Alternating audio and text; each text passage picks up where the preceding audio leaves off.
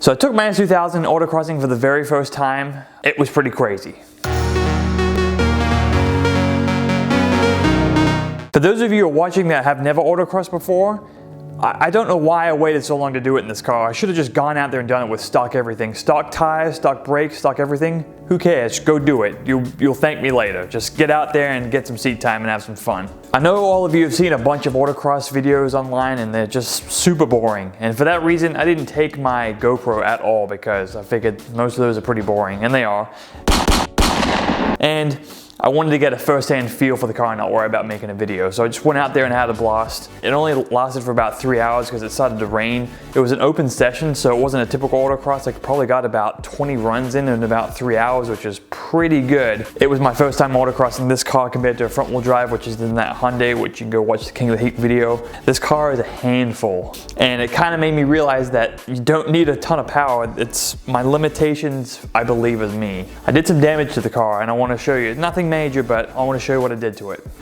With autocross, you go around cones and you don't want to hit them, but I did because I was testing the limits. And you can see all this black scuffing. It looks worse than it actually is. If you put your fingernail up to it, it actually scuffs out. It comes out, it didn't actually go through the primer. I've got all seasons on the car. I got a good deal on them. Basically, they were free if you watch my other video about parting them out. These brakes though, I've had on the car ever since I've had it. I didn't do this. They're drilled and slotted, which is bad, but I don't know if you can see that. They're completely destroyed. Like, if you put a fingernail up against them, they just are gnarly. They're super ridged out, and the brake pedal feel felt terrible after a couple runs. So these rotors need to be changed out ASAP, and I'll probably change out the pads as well. I'd like to get some new tires soon, but it's gonna have to wait. But brakes are a definite must. There is one thing we don't need to change at all, and that's the Club Dirty Fresh factor. The stock seats held me in rather well. This is an AP1, and it still has the AP1 ECU, which goes up to 9,000 RPM. And I thought that would be a really big issue. I tried to make something work, which I'll talk about in another video. It didn't work. I'm gonna need to get some ECU option, or I'm gonna need to get an AP2 ECU and have it reflash, since I do have an F22 in here that can only rev up to 8.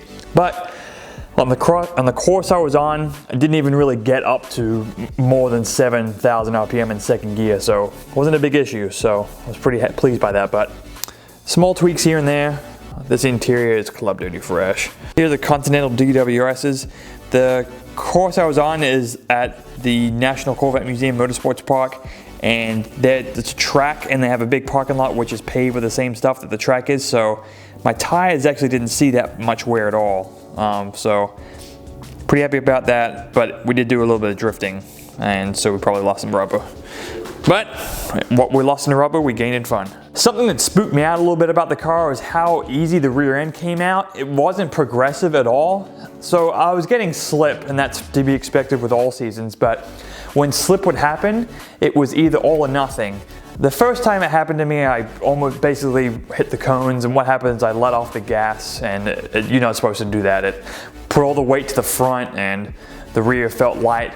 Second time though, I felt it progressively spinning, like sliding just a little bit, probably pushing it a little bit too much, but all of a sudden it just whipped around, completely the opposite way, and I almost went into the other course where they started. It was kind of fun, but it was kind of sketchy, but made me appreciate the car a lot more. I definitely need to get better at myself driving and then catch up to what the car is capable of. Overall, the car drove really well, had no mechanical issues whatsoever. I checked the oil before and after, and it used barely anything on the dipstick, so I'm pretty happy with this motor. For right now, I need to worry about myself, so that means getting a lot more seat time, and I think I will take my camera next time with me when I do some more autocrossing, because spinning out's pretty fun.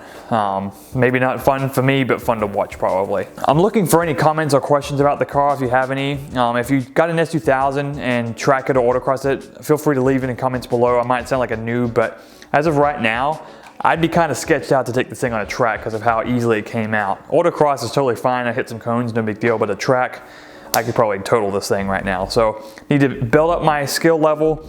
Probably make some small tweaks. It just doesn't feel 100% confidence inspiring the car right now. Whether that be the tires, my alignment, or some other suspension settings, who knows? Got to figure that one out. Thanks a lot for watching. Make sure that your dog goes to the autocross and make sure that it doesn't eat any cones, because that'll confuse the track, you know?